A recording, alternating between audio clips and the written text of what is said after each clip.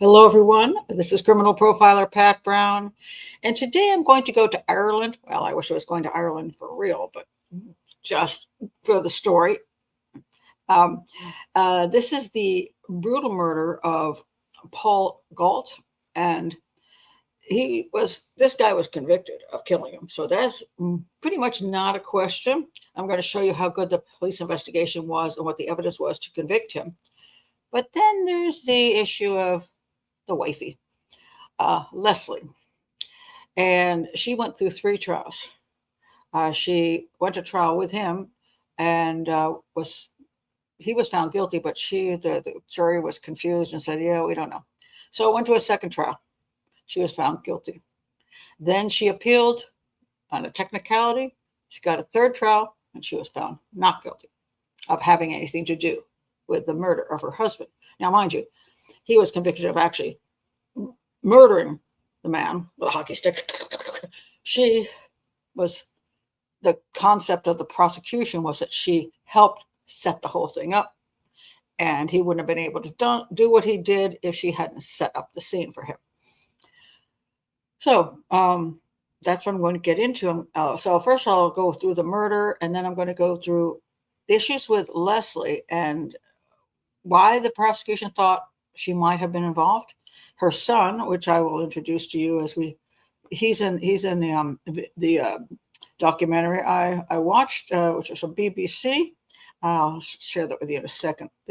That's her son. Now, Paul and his wife, Lesley, had 3 triplets. So 1 son and 2 daughters. The 2 daughters aren't in the documentary, just the son, Jonathan. And so we hear a lot from him, which is very, very interesting. And let me show you the documentary. Oh, documentary, where are you? Okay, hold on a second. Lost my document. There it is. The documentary is on BBC. It's from the crime. What's it called? What's the name of that documentary? Now I'm forgetting the whole name of it. Wait a minute. It should say here in this article, The Crime I Can't Forget, or something like that. Does it say it there? It actually doesn't say it, but it's the murder in the bedroom is the episode 1 of this. And as soon as I find out what the name of this stupid thing is, it was a really good documentary. I just want to point out. And for some reason in the article I have up here, it's not giving the name of the documentary, which is really weird. Here we go. Finally, at the very, very end, The Crime I Can't Forget. Okay, it was that. And so I was very impressed with the detectives in there and the explanations. There were a few things missing, however, which I'm going to bring up in this show. And I think that would add some evidence, shall we say, some interesting facts that they kind of left out in that documentary and I found elsewhere. So first of all, I want to welcome everybody who is in the chat room. Hi, Felicity just rolled in. Liz just rolled in. Taylor just rolled in. So thank you all for being here. Elaine is here now. In case you're wondering why there's a chat room, it is a live show.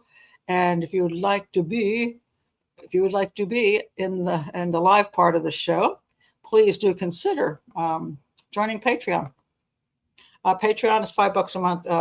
I only have 1 level. The purpose of it is to develop a community and to have 2 live shows a week, this case show on the weekend, and the hangout during the week, where people can ask questions and ask about cases that don't require an entire show, and I just talk about a bunch of different things. So there's 8 live shows a month, and it's $5 a month, and it supports this educational channel and keeps our community and the live shows at least small. I do occasionally do a public live. I did one recently, and that I usually have a purpose behind doing the public lives, and maybe because of the kind of case it is, and also to introduce people to the channel and the live shows. If you don't want to do that, that's fine. Please do subscribe to the channel. Everything I make becomes public, so there's nothing hidden. You won't miss anything. I want to educate, not just make money. And so do subscribe and hit the bell for notifications. Check my playlists. And if you want a particular case, go to the search engine at YouTube and put in Profiler Pat Brown and the name of the case. Okay. All right. Now let's get to this. This is really a extremely fascinating case, in my opinion.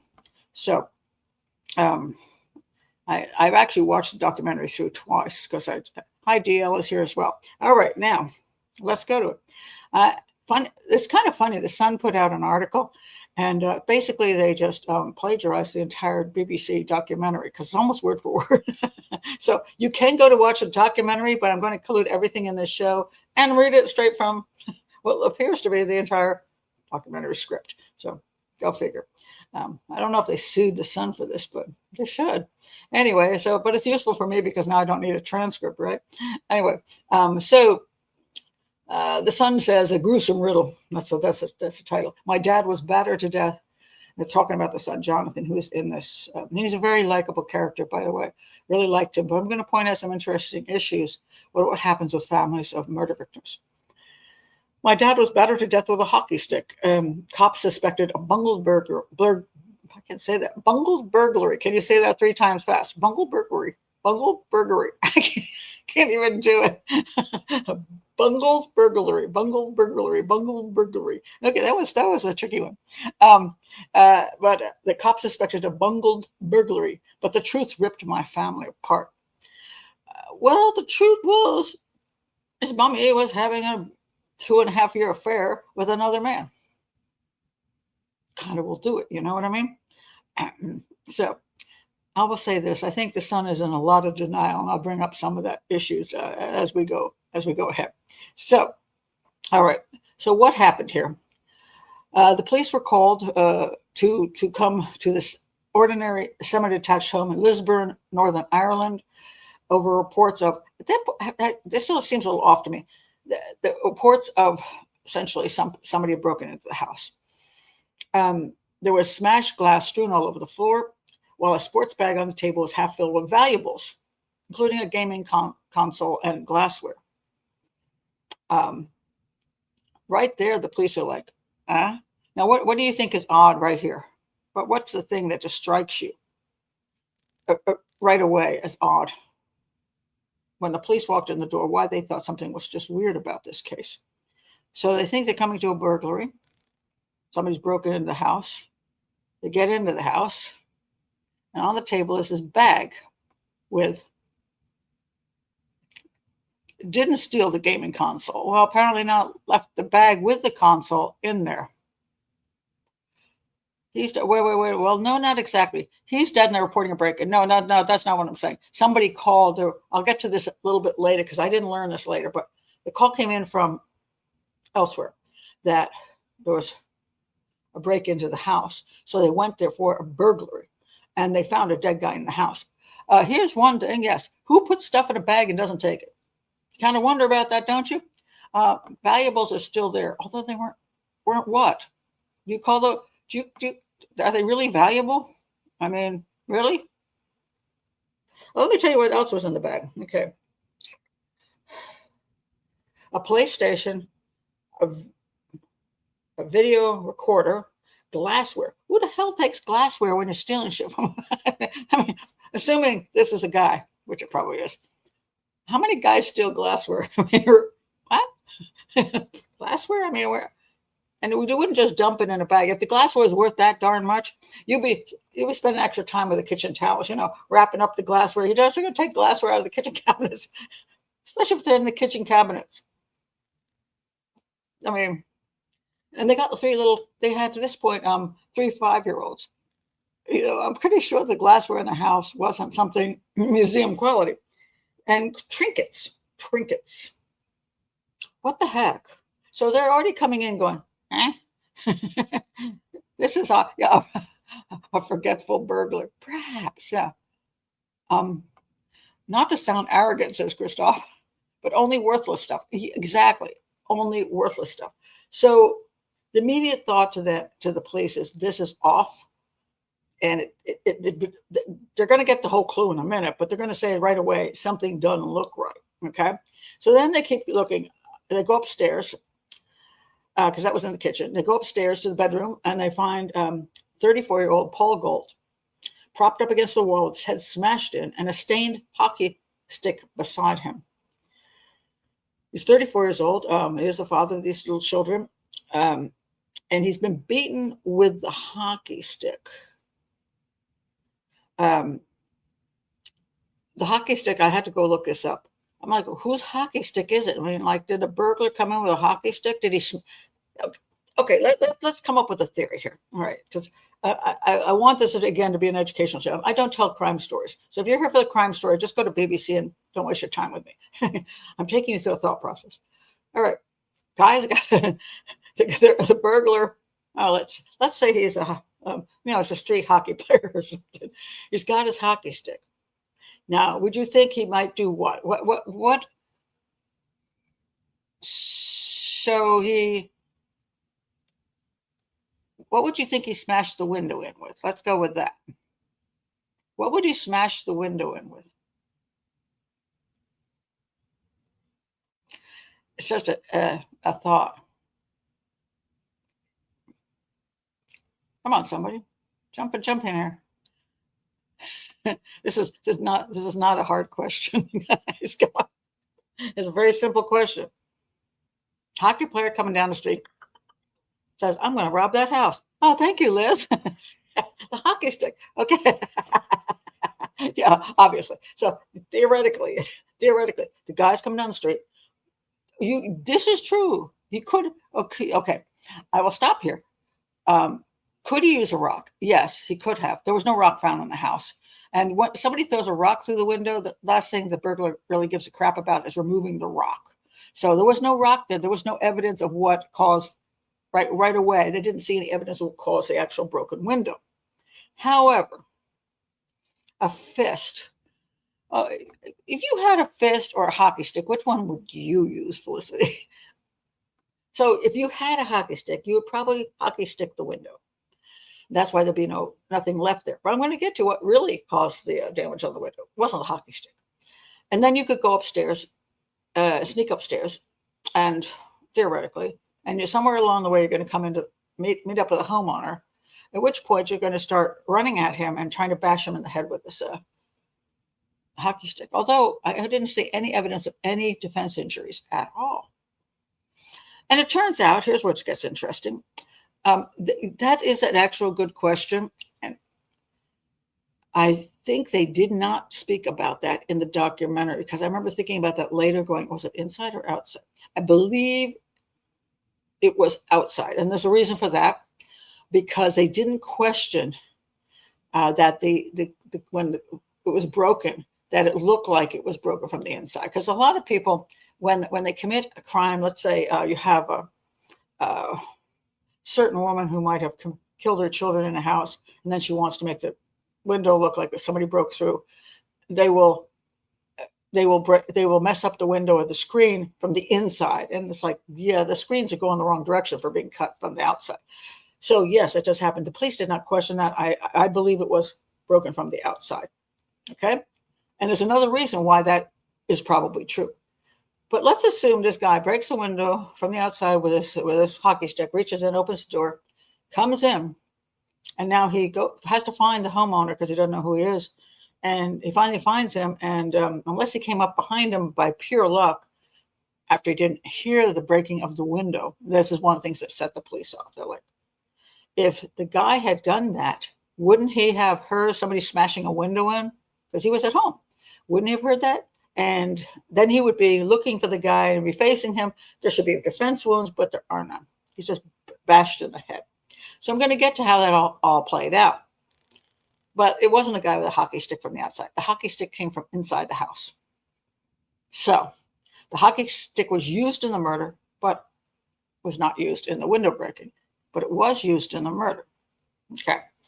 So we have on the table a bunch of crap that nobody really would, in their right mind, would steal. So it looked to the police like staging, which it clearly was. So here's the broken window. Here is the bunch of junk in a bag. The bag was brought to the scene.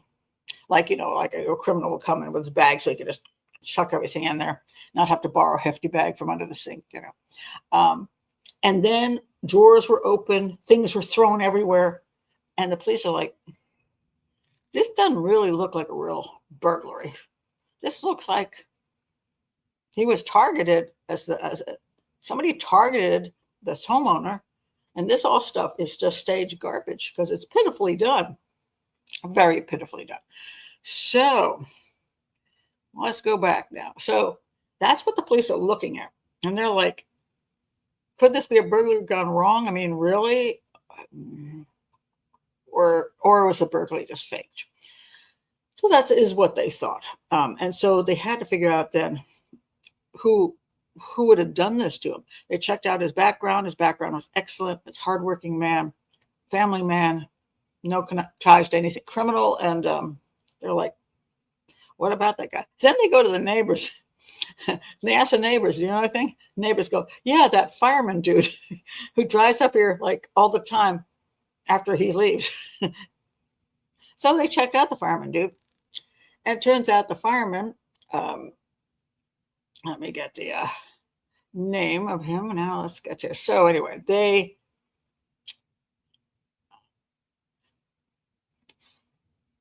a second. Gordon Graham. Gordon Graham is the fireman, and he works down the street. Let me just see my own notes on that. He worked. Where did he work? Gordon Graham is senior officer in the fire and rescue headquarters, a short distance away from the crime scene. I don't know how short a distance, but that's what they said, short distance. Interesting enough, Lesley, the wife, also worked at that same location as a civilian. So they worked together. Neighbors said that Paul would drive away from his home at 7:30 in the morning, and right after that, the fireman's car would pull up, or the truck or whatever, his vehicle would pull up right after the husband left. Turned on, Lesley and Gordon were carrying on an affair, and they would meet regularly in the home of Paul and Lesley. In the home, not someplace else. In the home. Well, they did sometimes do someplace else. Apparently, some car parks, lunchtime dates. Let's see here. Oh, once they were caught in a state of undress at one of the fire functions. So it wasn't exactly totally hidden from everybody. There's an affair going on, but they were actually having a regular tryst in the family home. I don't know how many bedrooms they have, but I'd like to know which one they used. And one of the most horrifying things to anybody who's ever been married is something that people always say, what would cause you to go ballistic? If I came home and found my significant other, my spouse, in bed with somebody else, in my bed. So I don't know what bed they were using. There were 3 twins at 5 years old. Shouldn't be using their beds either. Did they have a guest bedroom? I don't care. Whatever. Still, take your affair someplace else. Don't take it to the actual home. I mean, what a rotten thing to do. Literally, rotten thing to do. And one thing is Jonathan's very protective of his mother, and he really feels like he cares about his mother a lot. And this is where I wonder whether he's not seeing his mother quite right. The denial thing, because that is, his dad is dead. His mom's the only one alive. And he wants to see her in as good a light as he can see her. But she carried on the affair in her own home. That's pretty crappy. He was married too, and has a couple kids, but at least they didn't go to his house, I guess. So, but they went, as soon as he leaves, right behind his back, they do this. Not a nice thing. Just really, that's a pretty crappy thing. I mean, this is an interesting question. And I get this on a lot of cases where the somebody was murdered. Why don't they just get a divorce? Well, because a divorce is a lot of work. There's it goes to the courts for years. It costs a fortune. You lose a lot of money. You have to split your whatever you own. Maybe you have to lose the house. Then you have to fight over the kids. But if the guy somebody just dies, well, they're out of the picture and you get everything. Winner takes all. That's why they do that. Okay. So Aisha says, I watched a show and could not like Lesley. I was at a loss of how she was so kind to her. Well, I'm going to get into some of that in a little bit. I wonder if Paul knew. I will talk. He did find out just before he got murdered. Yes. So anyway, now what happened is, so now they're suspicious. I mean, the neighbors have told them that this guy's rolling in after he rolls out, So they're like, okay, we found out these are an affair, 2.5-year affair. So the twins were only 2.5 years old when they started this affair, and now they're 5. So they went and tried to find out whether he had an alibi. Now, so Gordon and Graham, what happened was they said, where were you that day? Right now, where were they? Where was he? All right. And somebody just pointed this out. They have this correct in the show, that there was a neighbor next door who heard a sound, shall we say, between 9 and 9:09, 9 a.m. and 9:09, something that was loud, something going on. So they had this interesting time frame, which was fantastic. Otherwise, they wouldn't have any clue when he was actually killed. Now, mind you, let me stop and back up a bit. The morning that this all happened, he had found out about the affair, and supposedly they had talked things through, and they were going to go away for the weekend, a lovely, little bed and breakfast thing or some such type of thing. And so she was getting her parents to take care of the children, and so she had him, which he never did, drive. They went. Both of them brought the children to school, where they were going to. I guess the concept here is they're not going to be. My parents are going to, she says, my parents are going to pick them up. So why don't we both drive them to school and then kiss them goodbye and say, we'll see you in a couple of days. So why don't you go with me, Paul, to say goodbye to the children? Then after the kids were dropped off, they drove home. And she says, go and pack our stuff. I got to do some errands. I got to pick up some medicine for the kids, blah, blah, blah. She leaves him there and runs off. Now, they're planning to leave before the kids come home. So he does go up. He's in the house and he's going to pack up things and get ready for their trip away, I guess, to see if they can save their marriage type of thing. So, okay, yes and no. You watched the documentary, and it says in the documentary that he found out she was cheating on him. And he talked to this guy, Gordon, and he said, I know what's going on. I win, essentially. We're staying together. I win. Now, the only person that says he said that is her. So we don't actually know that is true. But what is true is that he did find out whether they had actually gotten to the point where they were absolutely going to stay together, or he was like, okay, let's go away and talk this over, but I'm not, we don't know. At the end of the weekend, he might have said, no, I'm done. I'm done when I find out everything else, and that you don't really care about me, and you're madly in love with this other guy. Yeah, I'm done. We don't know what he actually said. So you got to be careful. Oh, that's an interesting point. Why would she not pack her own clothes? Well, I don't know that she wasn't going to pack her own clothes. When this was a little confusing to me too, that he's going to go home to pack. Now, I don't know what that exactly means, because I wouldn't think that he would pack her clothes. She may have said, I don't know what she said. See, everything depends on what she said happened prior to, when the plans that were being made. So she said, go home and pack, stay here and pack while I run out and get these things. She might have meant get out the luggage, put it on the bed. You put your stuff in your thing, and when I get back, I'll just toss mine in mine. That's more likely what I would think would happen. I mean, that the husband would pack his wife's clothes is a little weird, unless he were gay. And then he might do a great job. But I don't think that makes sense. So, but anyway, he did go home essentially to pack. At least that's what she says. So, now, where were we? So now they've suspected this guy, but did he have an alibi?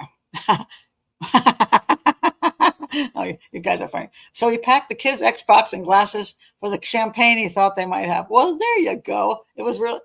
So we'll get to the whole bag issue, the whole little old doll bag that was left there. Yeah, that's a whole nother issue, because it wasn't theirs. Was not theirs. That was supposedly the burglars. Anyway, so they went to Gordon and they said, okay, do you have an alibi? He said, yeah, I got a solid alibi. He said, he was at work and he logged in at work. And so he's on his computer. That was verified. And then he said he left work to go buy his wife a present. I'm always amused at how people who are cheating on their wives or husbands, or just at the last moment when somebody gets dead, they're out buying a gift for them, as if that makes them caring. And I wouldn't do a terrible thing because I'm buying a gift for my spouse. So anyway, he says that. And he says he walked up and down, I think it was Rose Street. Hold on a second. Okay, it was. So anyway, he says he went to work, spent time on his computer, walked down to the center of Lisburn to buy a present for his wife, went into a food store, and there's CCTV of him in the food store. And then there was CCTV of him 45 minutes after the murder occurred. If you go by 9 to 9/7, he had a computer login, CCTV and receipts. However, what was very clever, Bow Street, that was Bow Street.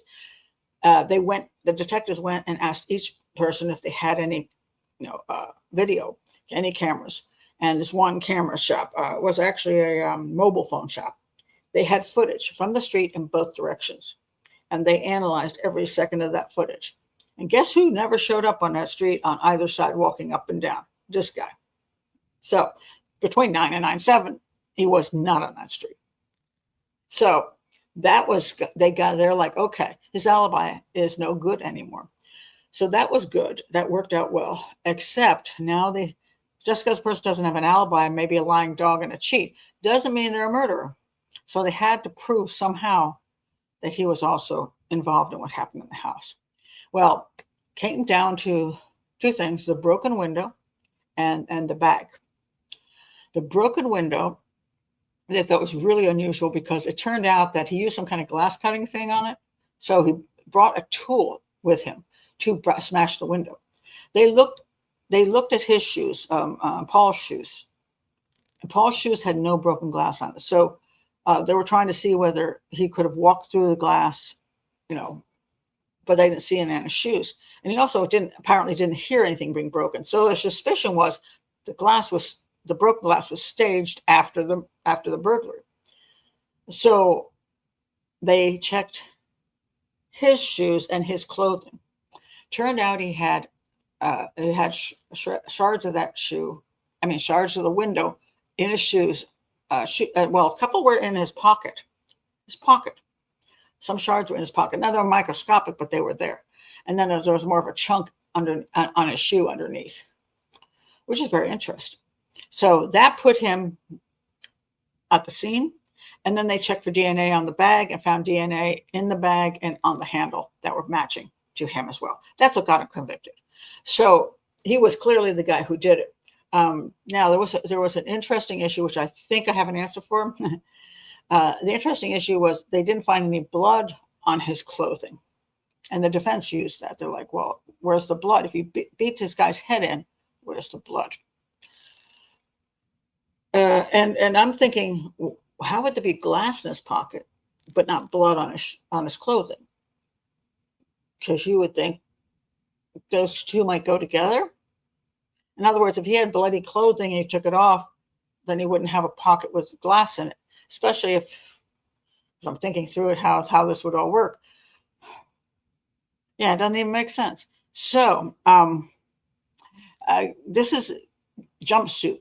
Now, the police did not find one of those type of things. And that's one of the things they wondered about, whether he wore something over his clothing to commit the crime. But they didn't find any such thing. Well, not finding any such thing and it not existing are two different things. I agree with you. I think he did wear something.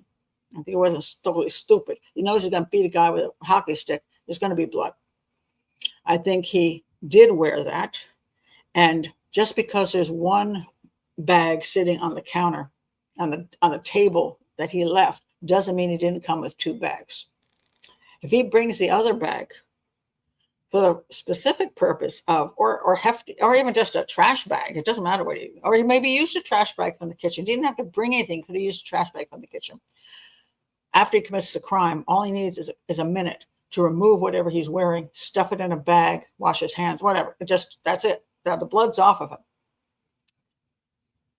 And then he shatters the window to stage the crime, which is why then the clothing underneath would have the fragments of glass in his pocket.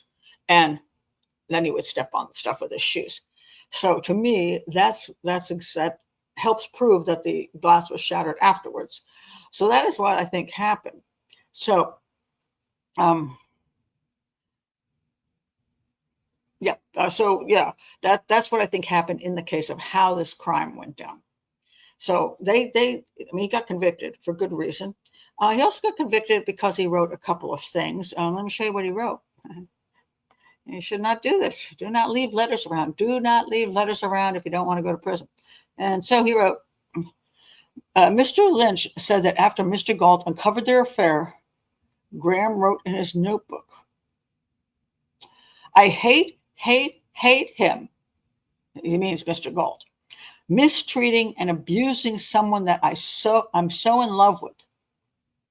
But we know now that he has lost. Okay, let me go to the next part to read the rest of it. He has lost, and that we will be together and make sure of all the dreams and hopes that we have shared. Take care, my love. Soon it will all be over, and we will be free, free, free.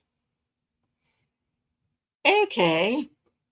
So there's a bunch of things come out of this. This just jump out at me. Oh, let me read one more thing, and then we'll talk about some of the letters here. Soon, my love, we will escape from the things that temporarily trap us. We will never regret the step we are about to take, and we will never be sorry that we got together. Okay. Let's do some statement analysis here. All right. Oh, hello, Liz. She's lying to him about the abuse. Now, I don't know. It's a little sketchy. It's a little sketchy whether he's talking about once he found out he was mean to her because he found out she was cheating on him for 2 years, which her lover shouldn't really misunderstand that, hey, you know, if the husband or the wife finds out you're doing his wife, he's going to be an angry man. He's going to be angry at her. Doesn't actually say beat her or anything, but he would be angry. But your point is a point I thought of as well. Is he just talking about that moment in time, or is he talking about that the man that she's been married to all these years is abusive toward her? And that leads me to a question. If you remember the recent show I just did on, what's her name? Sarah Jane Parkinson. Sarah Jane Parkinson was the one who I just did that last week. She had a boyfriend and they were living together, and then she worked at the police department and she hooked up with a guy there, kind of like just like these two, you know, same kind of thing. And then she's cheating on the boyfriend, and then she starts coming in with bruises and saying, you know, and they're like, oh my God, he's beating you, and then she eventually claims he raped her. And so the police boyfriend, how much he believes, I don't know. But because he got, you know, he lied for her, the other case. And she was a lie. She's a psychopath. She exhibits Munchausen syndrome, and that she harmed herself and claimed harm to herself in order to get attention, and screwed her boyfriend over completely. And he ended up going to jail for a number of months. Well, I'm not saying she's the same type of person, but the son, who seems to have such a, you know, he's a really caring guy. I mean, he's a really nice guy. I'll show you a couple of things the son said. That he doesn't think his mother was involved, that he thinks she was wrongly accused. Listen to some of the things he says. He's a really nice guy. I just think he suffers from a lot of denial. She was very, very depressed. All that stuff on the news and the media that, you know, it painted my family in a very bad light. I don't think it painted Dad in a very bad light. I think it painted Mom in a very bad light, because maybe she deserves a very bad light. I mean, she's cheating on him for 2.5 years in their own house. And then he ends up getting murdered by her boyfriend. I'm going to say, duh, Duh. Then he says this. She feels guilty about things in the past. She feels it was her fault because it was her fault. Whether she was involved or she wasn't involved in actual planning of this homicide, it was her fault. I don't blame anyone for it. Wow. What? That guy seems, I think he's gone through a lot of crap. I mean, when this happened, they were 5 years old. Interestingly, it says the grandparents took care of them while she was in jail for a prisoner for a fairly short period of time. But it never says which grandparents, and I could look that up and couldn't find it. Now his grandparents, I know, applied for custody because they're not happy about her, but it doesn't actually say which grandparents were taking care of him. It makes me wonder, because usually if his parents were taking care of the 5-year-olds, they probably weren't going to be too nice about mommy. But if mommy's parents were taking care of them, then they would say it wasn't her fault. However, it was a relatively short period of time, and she went to third trial and got back out. So I don't know how long the grandparents took care of them, but maybe a year or two, but they were still 5, 6, 7, kind of, you don't remember that much. And then mommy comes out and he lives with her and he hears her story for the rest of his life. She is remarried now and Pentecostal Christian or something. So she's moved on. What he says is sad. No, people thought badly of her for a good reason. So, he's a little deluded, in my opinion. I think he's probably a really nice guy, but I think he's gone through so much crap and he's also been under her care for a long time. If she exhibits any kind of Munchausen's, any kind of psychopathy, and I can't say she does because there's almost zero information about her, zero. So I can't really say. But we do know she's a liar and a cheat. And what she did it even in a way that was totally disrespectful of her husband and her children by having an affair in her own house. So I can't say I like her.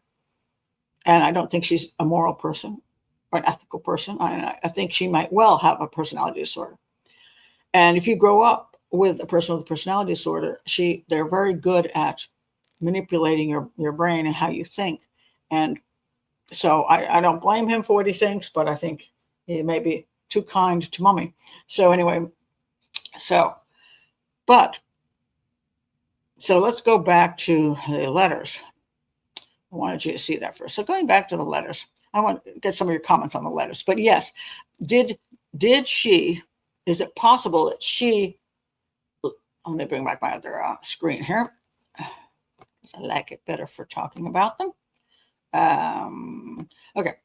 Did she tell him bad things about him in order to get him to be sympathetic toward her, to always feel like he had to save her? This is often used by women where they try to get the guy to be into, he's like the white, the knight on the white horse, riding in, and he's going to save the princess from the evil, whatever. That's a technique used by some women, and they like that. They want to be that guy. He seems to be overly flowery, romantic. So he's either, which he might, considering he murdered the man, I'm going to say he might have an issue himself. Another person with a personality disorder, and almost maybe a folie à deux type of thing, where the two of them together just created this world that they lived in, and this passion that they had, and how they had to go off into the sunset together, and how were they going to do this, and then she tells whatever story she wants to tell. This man just keeps mistreating me. I will never be free, and then so he's going to free the princess or something like that. But I don't know that she didn't have a part to play in ratcheting up the emotion that he was feeling. So that's one issue to me on that, about could she have been not telling the truth?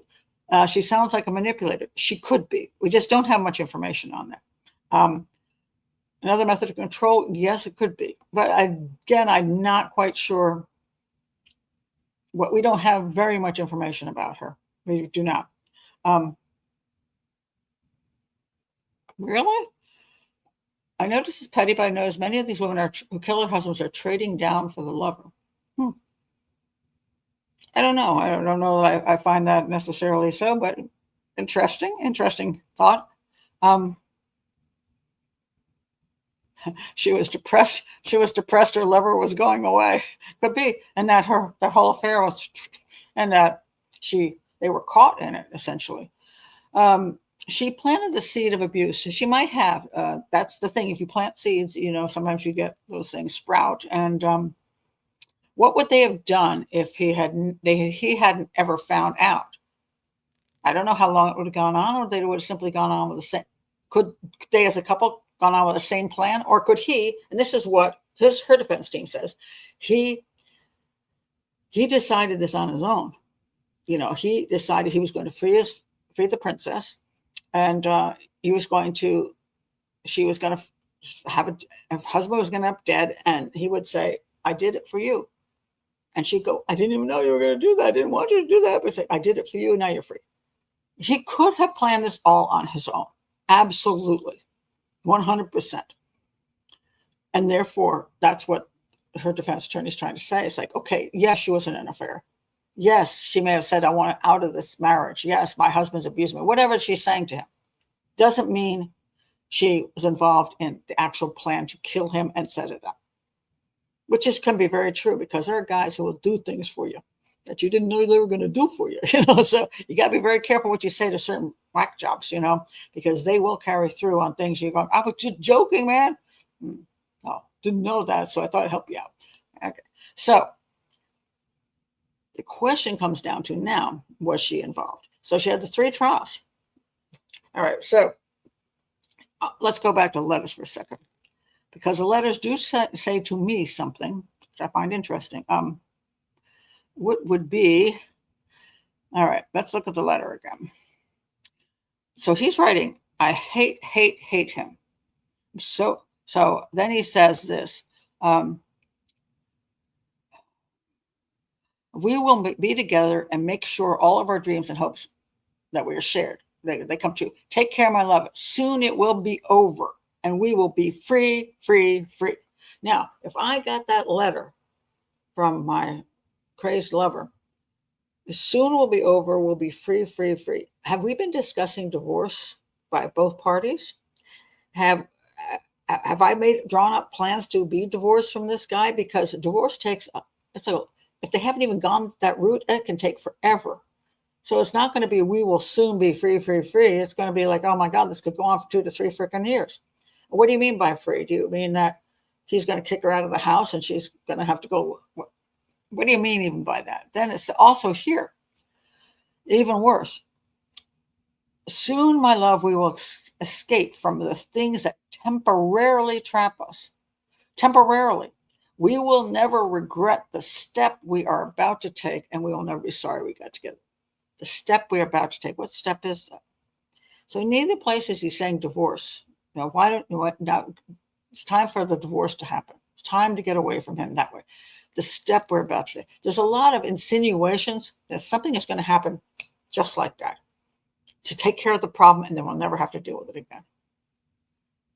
Now she knows this guy. She's been with him 2.5 years. Did she see anything in the writing to her that might say, "Hey, something's amiss here. You should be concerned that maybe the father of your children is about to be murdered"? Because even if you don't like the guy, he's still the father of your kids. Do you want murder on your conscience? And yet, seemingly, she either, 1, ignored it, or 2, was part of it. Now the question again comes down to, if you're going to a courtroom, which one would you prove that happened? So now we have to go to exactly what happened on the day that he gets murdered. And I will say this is exactly why I think she was involved. There's a bunch of things that happened that were, to me, a setup. And there's some things that are even more outstanding than even a setup. These are things that, to me, really show that this wouldn't have gone down without her assistance. So let's start with, she plans this trip. She plans the trip.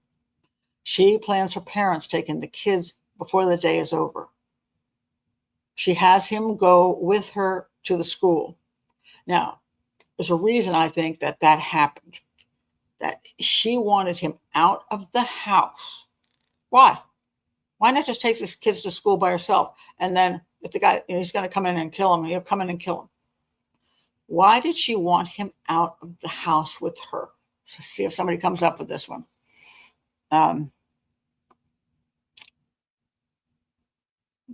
So why would she say, let's take the kids to school together so you can kiss them goodbye?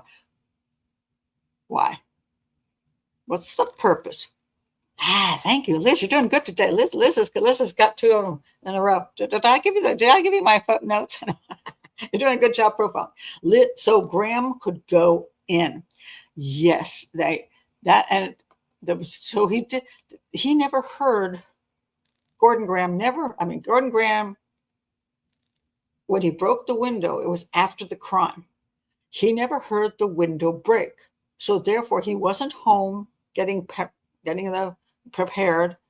And this guy got into the house somehow and then found him and hit him with a hockey stick. So it just seemed clear that she wanted him out of the house so that he could go in beforehand and be there for when he got home. What is one more indication that he was actually there before he walked into that house? What's more? Yes, lying in wait. Thank you for that terminology. Yes. So Loverboy could get in. Yep. Lie in wait. Absolutely. The alibi. The alibi wasn't. They had planned the time of the alibi. That's a good point. In other words, she says, if I get him out of the house at this time, he'll be back. We're just going to do this, and then he'll be back. You need to cover your time for whatever period of time frame. Yes, it was true. The very first time, correct, that day. That's out of norm.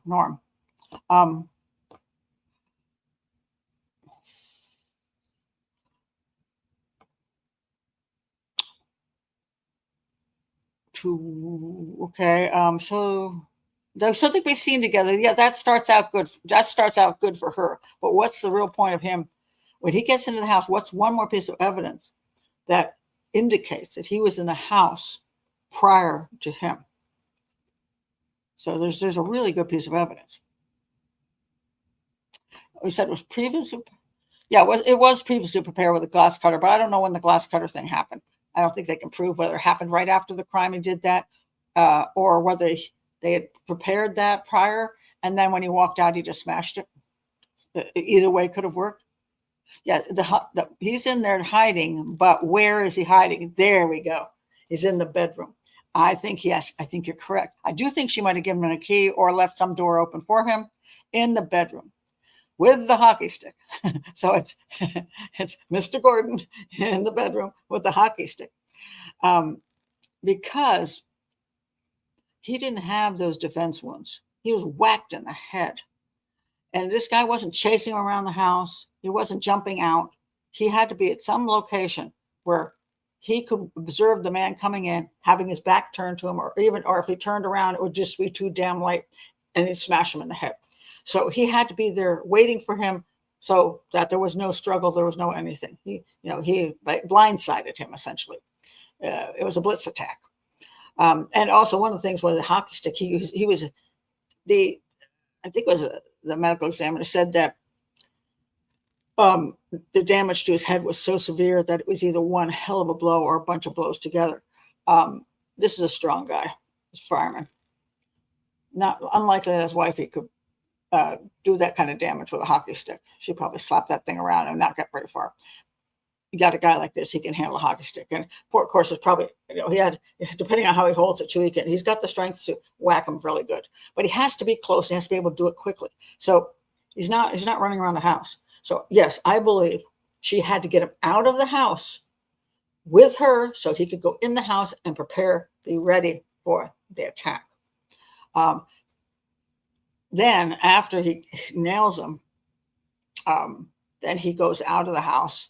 And it goes down, he puts a bunch of stuff in a bag, takes off that thing, covers it up, goes out there, smashes the window, and then walks away.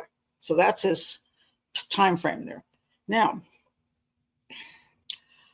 She set up the going away for the weekend so that he would take the day off and be at home, because otherwise he's supposed to be, I think he's supposed to be in Dublin. He's supposed to be in, was he supposed to be in Dublin? I think that's where he's supposed to be. Hold on a second.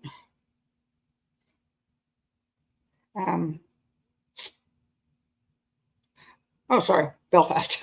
wrong part of the country. Wrong place. Sorry. All the North Islanders are like,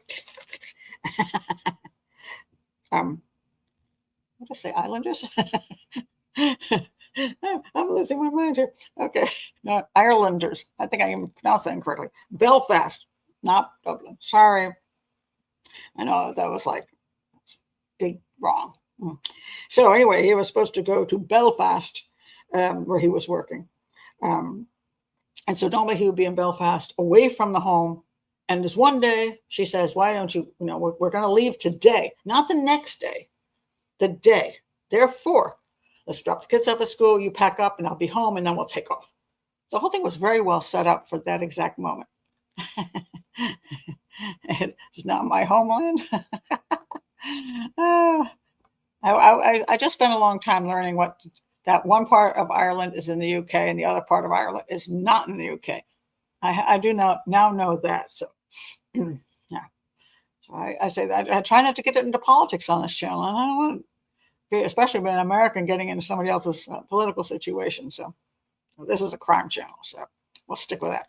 All right. So now I want to read you from, this is now, she's gone through these 2 trials. First trial, they couldn't figure out she did. Second trial, they thought she did. The third trial, she got the third trial because of a little minor ridiculous point, which I'm going to get. I'll show you at the end. But I want to read you what the facts are as to the morning that this happened. And I saw this and went, oh, this is interesting, because I did not know this from the show. All right. So he found out about the affair on May 1st, 2000. I don't think I told you what year this was. 2000, guys, sorry. As a result, their marriage came under strain, and she claimed they had planned a weekend away in Enniskillen. They were due to leave on the day that Mr. Gault was murdered. This is where I learned they were going to leave on the day. I don't believe the documentary had. I thought it was going to be the next day. So I didn't really know why the guy would take the day off of work. This is where when you get a slight bit of misinformation, changes your whole viewpoint of things. So I'm like, well, why is he taking off of work? I mean, if you're not leaving till the next day, you don't need a whole, how long do you need to pack, dude? So that made no sense to me. Then when I read this, I said, oh, they're leaving that day. The grandparents were going to pick the kids up from school. So now it makes sense. I think that was left out of the documentary, unless I just missed it. They were due to leave on the day Mr. Gault was murdered. That morning, he and the applicant had together taken their children to school. This was a rare event because she normally took the children to school alone. After leaving the children at school, they returned to their home at 5 Audley Avenue, Lisburn, where the applicant left off her husband at about 9 a.m. She then departed, 9 a.m. And remember, the noise was between 9 a.m. and 9:07. So, boyfriend's already in the house exactly at the time that she drops off her husband, and then she takes off. She doesn't go into the house. She turns, says, oh, I got to go pick up some stuff. It said here that she departed. So she goes and gets her alibi. She goes to, I think she went to a gas station. She went to a chemist shop. She's gone. Receipts. She's now established her alibi. He thinks he's established his alibi. They've got this down to a time thing. She's off getting her alibi. And as soon as she drops him off, he goes upstairs and he whacks him right away, nails him right away, takes care of everything, and gets the hell out of there. So, yeah, by the way, thank you for saying that. How convenient. There's a lot of convenient things. And that word, Caitlin, came out of my mouth at least 5 times. How convenient. Yeah, exactly. Now, she then departed, returning to the family home at about 11 a.m. She spent a lot of time away from the family home. Why didn't she just pick up stuff and be back in 30 minutes to help the guy pack, By that time, her husband had been murdered. Well, yeah, he was murdered in the first 10 minutes. His body was found in the main bedroom of the house. He had been beaten to death. All right. Now, the applicant was not interviewed by police about the murder until 19 June 2000. She told them that she and her husband had intended to go away for the weekend and that the three children were to stay with their paternal grandparents, or his parents, who were to pick them up from school. She said that they had gone together with the children to leave them at the school and had then returned to their home where the husband alighted from the car. Alighted. Yes. He had his own keys to the house, and she did not go into the house with him at that stage. Instead, she went first to a petrol filling station, and then to the bakery and a pharmacy. Oh, she got 3 places with her receipts. She was working up a storm there. And a pharmacy before traveling to her parents' home, where she remained until just after 10:30 a.m. So she's got lots of alibis. On her return home, this is my other interesting point. On her return home, according to her account to the police, the applicant parked her car in the drive and went to the back door. Now, I don't know here whether she normally goes in the back door or she goes in the front door. She noticed that it was open and that the glass panel in the door had been broken and there was glass all over the ground. She called out for her husband, she said, but getting no response, she went next door where she sought the help of a neighbor, John Shaw. He telephoned for police and the emergency services arrived shortly after this. The applicant claimed that she was not permitted to enter the house, but sometime later she was informed that her husband was dead.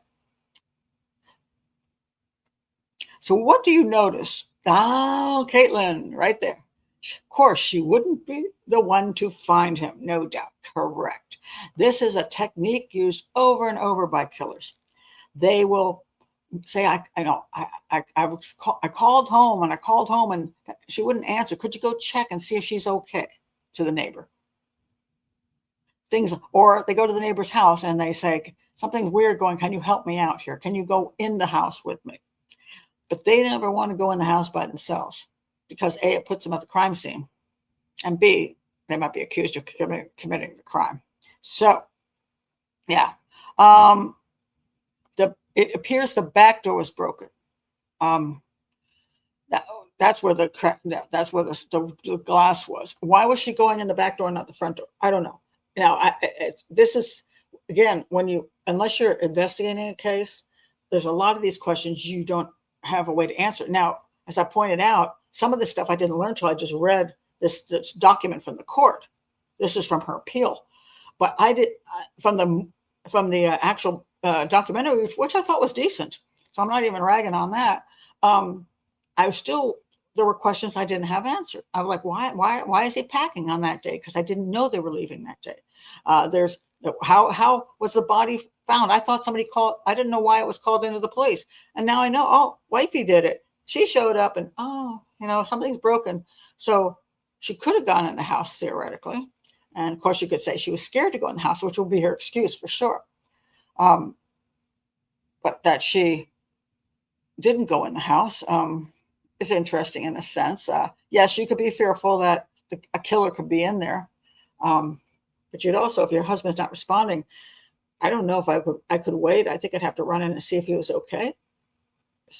But she didn't want to go in the house. That's the whole point. And she stayed away a long enough time to make sure that the deed was done. She had an alibi for all the time frames.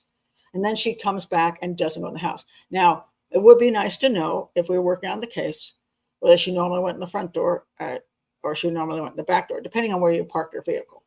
So there's always these things we don't know from the outside again. As I point out, whenever you're looking at any of these documentaries or whatever, people discussing cases, a lot of assumptions are made. We make them ourselves just because we assume that would be the way it is. That, oh, this must be true, but it isn't true. So then you base a whole scenario on something that isn't even true, so that's a problem. So now we have this information that comes from her and it comes from the police report. So she did not go in the house, which I find fascinating. So now we have somebody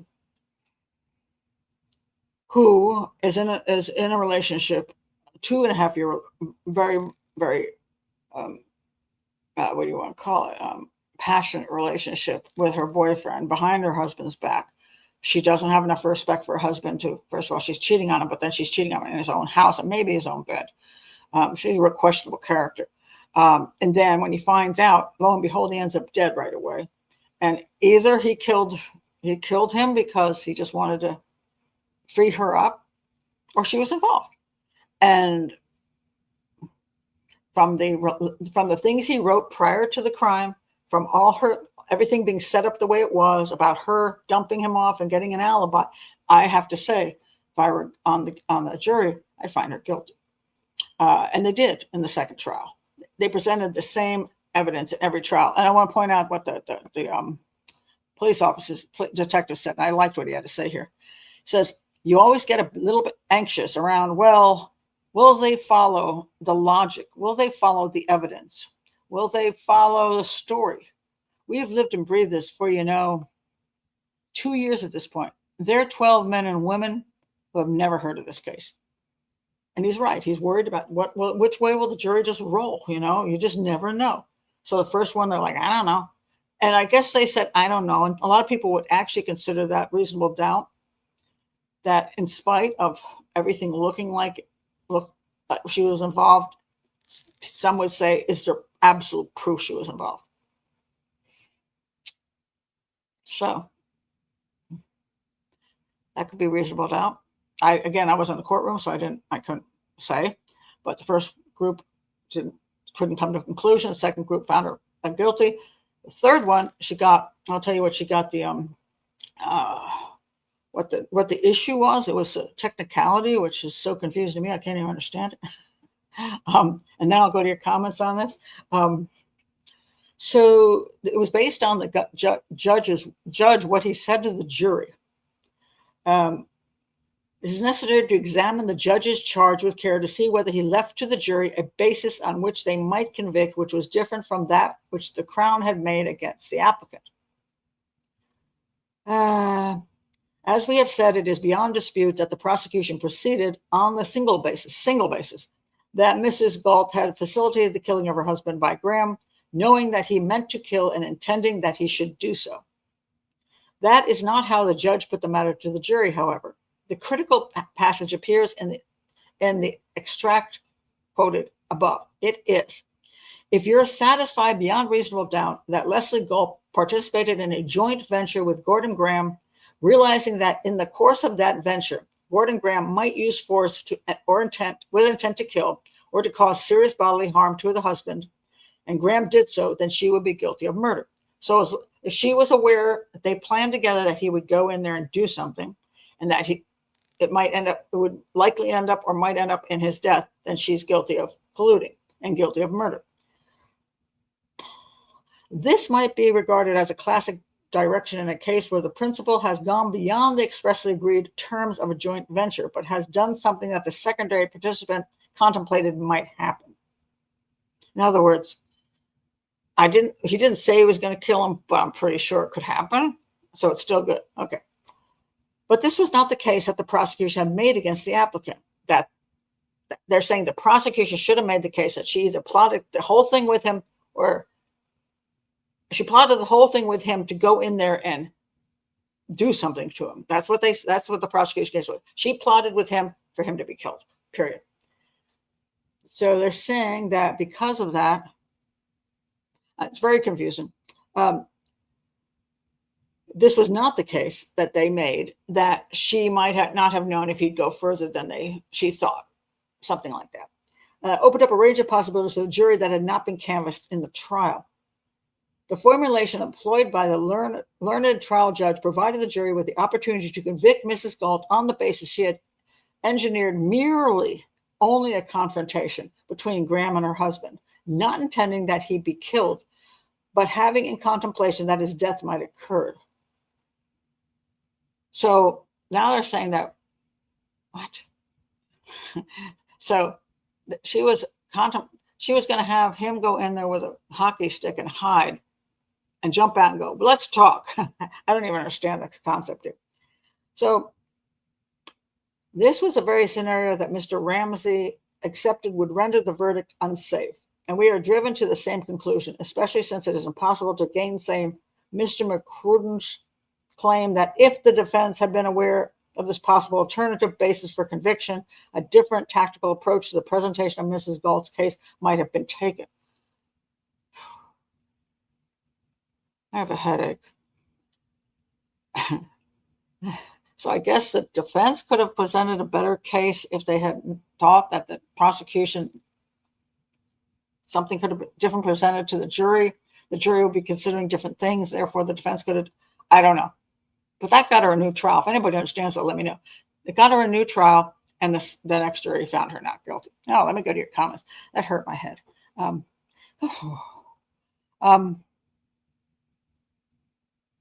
It was clearly a conspiracy, geez. Well, it certainly appears to be. She did not. I think that she was in prison. The house, I think, was something happened there where the house ended up with the money going to the kids, I believe. Yeah, something like that. Christoph says, the letters are proof to me. All alarm bells should have been ringing for Lesley if she didn't mean any harm to her husband. That's a very good point. I mean, you got a guy who's going on like that, you would have to at least think, my God, dude, you're losing your mind or what? Because I don't want anything to happen to my husband. They're my kid's father. I'll get a divorce. They wrote a lot of letters back and forth to each other, a whole bunch of them, and divorce was never seemingly mentioned anyplace. Why not? So, yeah, why not? The neighbor did say between 9 and 9:09, and that's exactly when he was dropped off and had 9 minutes to live. So, you think so? In the USA, she wouldn't have been found guilty? Probably not. I agree. I think in the USA, we have a thing about women anyway, and we're like, oh, poor dear. She probably had no idea, and he probably cleverly gave her like hints about like, why don't you take your husband to school with you? I mean, the defense attorney would probably make her into a victim for sure. 12 bus stop people. Well, I say sometimes well-meaning. The bus stop jury. And 12 people. You just don't know. I say it shouldn't be quite that much of a crapshoot. It should be at least, 90% chance that what you think is going to happen should happen. And then something unique could happen and occur, but only a 10% chance. But when they say it's 50-50, that to me means it's a worthless system. Because most of us wouldn't go with 50-50. The doctor says, well, you got 50-50 chance of surviving this operation. You might think, you have 50-50 chance of, if you get the operation, it'll be better. 50% chance you'll be better if you don't get the operation. I mean, wouldn't you want 90-10? I mean, generally speaking, you want 90-10. You don't want 50-50. That is correct. The neighbor's bedroom was beside the bedroom Paul was killed in. So there was he had a good, he could hear a lot of what was going on. Nobody heard the glass breaking though. Oh, that's interesting. I should point out, I think they said that it was very strange that the letters between the lovers were in stark contrast to how they behaved to each other in court. They ignored each other in court completely. Now, she later said that she hated him for murdering her husband. Well, maybe she just hated him for doing a bad job of it and staging a really terrible crime scene that got him caught and got her caught. So I don't know. They were. She was supposedly stoic. I think he was cocky or something, but they did not communicate in the courtroom. So I'd like to know more about that, but that's a good point. But yes, she doesn't want to see what she caused. Oh, that's interesting. She probably knew the glass was broken at the front. No, I think it was the glass was where she went. The glass was broken. That's how she. I think it was in the back. But anyway, yeah, she went to where it was so she could see that there was a burglary or look like a burglary, and fear going in the house and getting the neighbor to help out. So, yeah. The other thing that's amazing to me, the son said a lot of times, all the stuff she was going through and blah, blah, blah. I'm thinking, She didn't give a crap about her 3 children, apparently. You know, she dragged her 3 children into all of this hell, she, by what she was doing. And so I have a hard time liking her. 3 trials. Can you imagine? They said pretty much the same stuff was presented at every trial. But all you need is a different jury. This is the problem. So this is a great example of they said they presented the same stuff at all 3 trials. One's undecided, one's guilty, and one's not guilty. Well, you pretty much nailed everything for every one of those juries for those 3 trials. So what is it then, folks? So it's the same information. So just you didn't get lucky once. Let's roll the dice and get you lucky the next time or the next time. How does this make any sense? So in other words, the 3 juries. This is perfect proof that the 3 juries could not agree on a verdict. 3 different juries, 3 different outcomes. To me, that shows the system failed, because at this point, no one can say which is the right one, except the defense will always say it's the last one that's the right one. But there wasn't any real difference between the 3 trials. So it's a great example of how it's not a good system. Usually the strategy changes. I think it was so blatant and so basic. I think that's the problem. I don't think there was a lot to work with, except that that's the way it was. So there are some trials which are pretty major that you can really pull all kinds of things into. I don't think it was here. So I think we presented it. And so the second time when the detectives found her guilty, they're like, this time this jury figured it out. But the first jury didn't figure it out. And the defense is like, see, our jury's correct. And then the prosecutor says, our jury's correct. And then the third one's like, defense is back to, yay, we win. It's like, heck.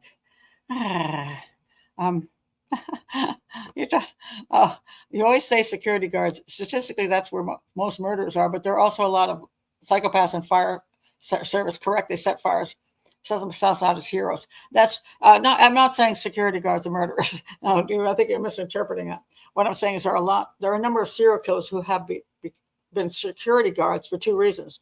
One is because it's an easy job to get, and secondly, because they like having a uniform and being kind of a pseudo policeman. They like that power.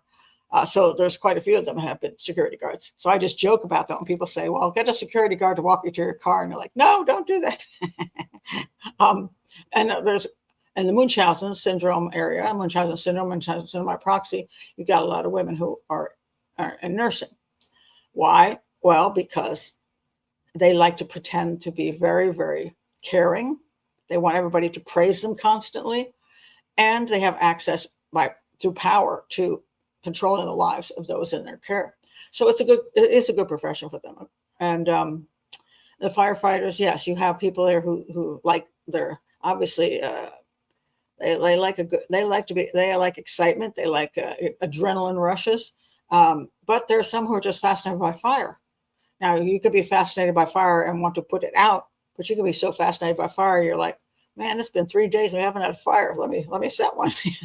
So you get psychopaths at every profession. They just behave differently depending on what attracts them. There's different things that attract different groups of people to doing things. So I'm trying to think what attract me. No.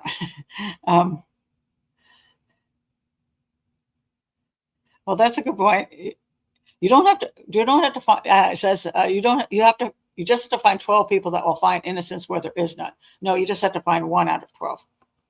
That's another crazy part. 1 out of 12 is enough. So that's why you're in pretty good shape. The prosecution has to get in the United States anyway. They have to get a consensus. The jury has to 100% agree with the prosecution for the prosecution to win. But for the defense, they just need 1. How is that fair? We need 12, you need 1. Some crazy stuff. I'm not going to repeat what you just said, Loretta. But sometimes it's true. All nurses are not nice people. All teachers aren't nice people. But see, then again, it's in every profession. That's why I always want people to appreciate those people who work in every one of these professions, because there's a weird concept we have that we think is, oh, it's what want to down a whole profession, but those people are there for us in many circumstances. They're teachers. So we need teachers, obviously, to teach children. I mean, I was a homeschooler and I still appreciate teachers. Police that keep us safe. Yes, there's a few bad apples, but if you have a neighborhood with no police in it, good luck. Firefighters, definitely going to be there when your house is burning down. Truckers, I know there's this whole new thing. There's a whole new thing out on X where some trucker did, supposedly, I don't even know if the validity of it, did a bad U-turn and somebody got killed. They haven't even finished analyzing it, but it's also a kind of a truck driver. They kind of went after his ethnicity, but they also just there's a lot of hatred toward truck drivers these days. I'm like, if you want to eat, you better appreciate truck drivers, because those truck drivers don't bring you're not a farmer. You're going to go to the store and there's going to be nothing on the shelves. And you're going to say, where are the truckers? You told them not to come here. So every profession, I mean, every single person who does a job that impacts our lives is something we should appreciate, because it's amazing. The people who pick up your garbage, the people who clean houses, the people who work in stores, the people who, just all these people do all these incredible amounts of things. And thank God they do, because if they weren't there, what would we do? We should just appreciate that. So, yes, there's good and bad. It's good and bad in every profession, because we're humans. Well, you get one profession that has, the best of humanity and the other one has the worst, I mean, that's cartel, you might want to say. Maybe that particular profession is got the worst of humanity, but the rest of them, Christoph is funny. If you're a sadist, it's better become a teacher than a gardener. Though that is true. That basically is true. Although you could really do some mean things to plants, I guess. Oh my God. It's interesting. I don't know what the daughters think. If they also support the mother, why didn't they appear in the documentary? I don't know. I looked. That was one of my Google searches. What happened to Paul Gault's daughters? And I couldn't come up with anything. And interestingly, Jonathan, the son, he didn't mention his sisters at all. So, and they aren't in the documentary. Now, a lot of people don't want to be in a documentary, so that, just that they're uncomfortable with, being used to make money, essentially, and talking about private family matters. So can't really blame them if they don't want to be in a documentary. They don't have to be, but that they weren't is interesting. And maybe it's because they don't support the mother, and the brother does. I don't know. I really don't know. But I tried to find out, and I didn't succeed. So I did try. So,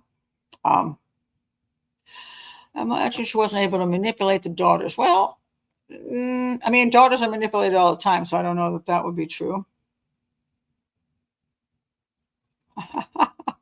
You don't have to like truck drivers, which you don't even know the majority of them, so how can you not like them? But you certainly have to appreciate the fact they bring the goods to you, and that you don't want to live without, like, toilet paper. You remember the toilet paper scare? So I recommend to every one of you, because I when that started happening, since I spent my time in India, I was very aware of what was called a hand bidet, which is, a squirty thing, and it just hooks up to your toilet. I call it an ass hose. But anyway, I bought one of those suckers, and when there was a toilet paper thing, I had an ass hose, and I didn't worry nearly as much as other people did.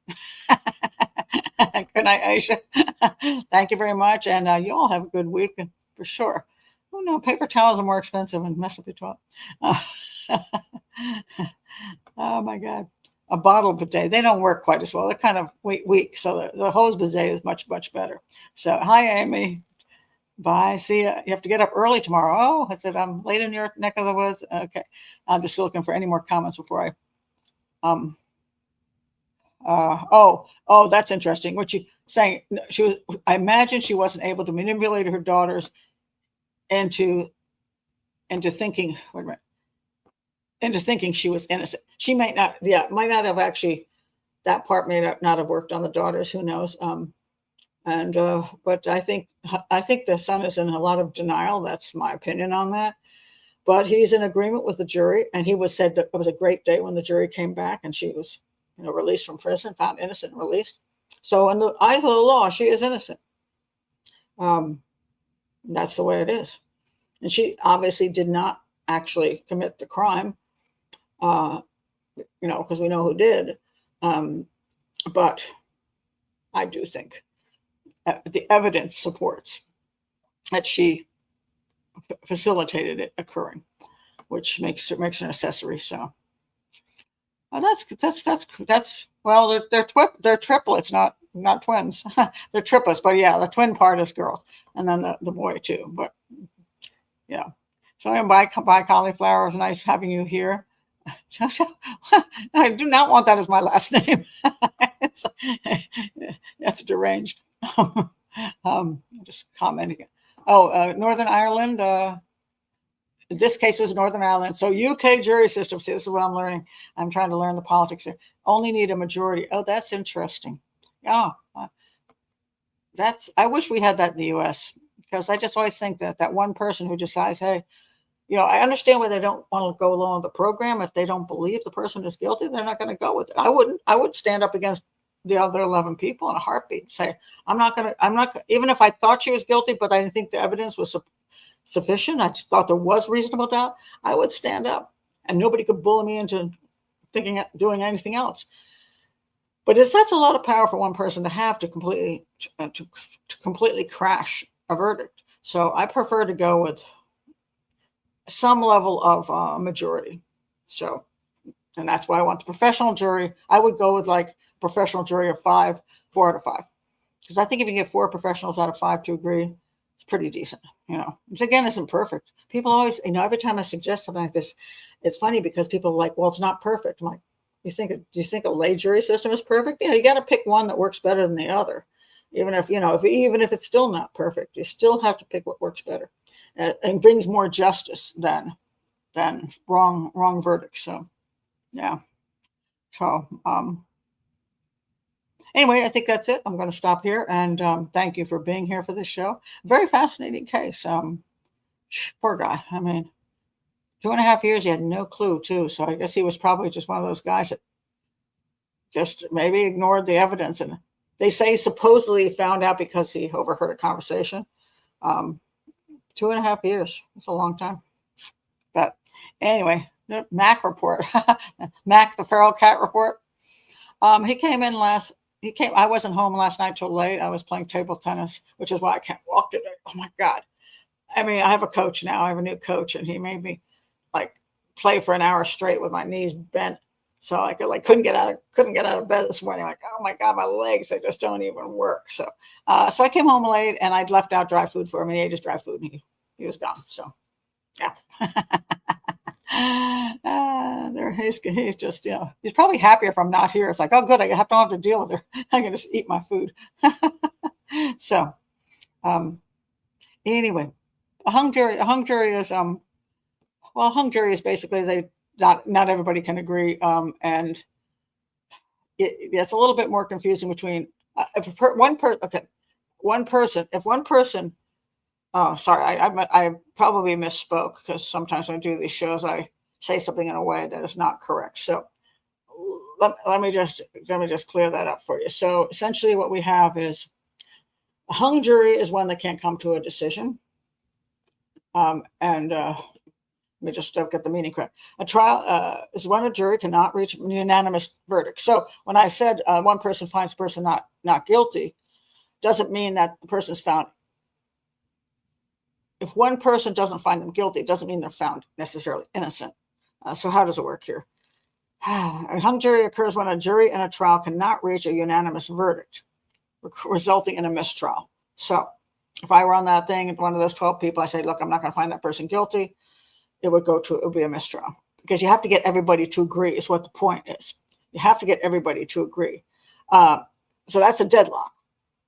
The hung jury is a deadlock. Unanimous, I can't even say it, when it's unanimous. In most criminal cases, and often in civil cases, a unanimous verdict is required for a legal decision. A unanimous, guilty, unanimous, and not guilty. So yes. So if I were on that jury and I was only 1 out of 12 that thought something, it would go to hung jury. But what they do is they try to take the other 11 people, try to bully that last person into going whatever way they want it to go, either toward guilt or away from guilt. And finally, they say, fine, I'll find them guilty, or fine, I won't find them, I'll find them not guilty. And then then it gets unanimous, and then that's the verdict, guilty or not guilty. So the hung jury is when somebody messes it up and refuses to cooperate. So does that make it clear? Yeah.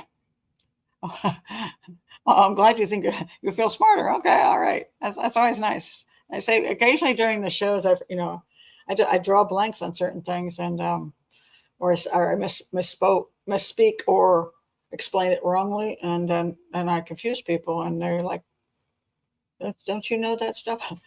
I do. It's just, yeah. Um, I'm just. Where has Sarah been? Sarah was blocked. Sorry, guys. That's why Sarah disappeared. Yep, Sarah was blocked off the show for some things that were on.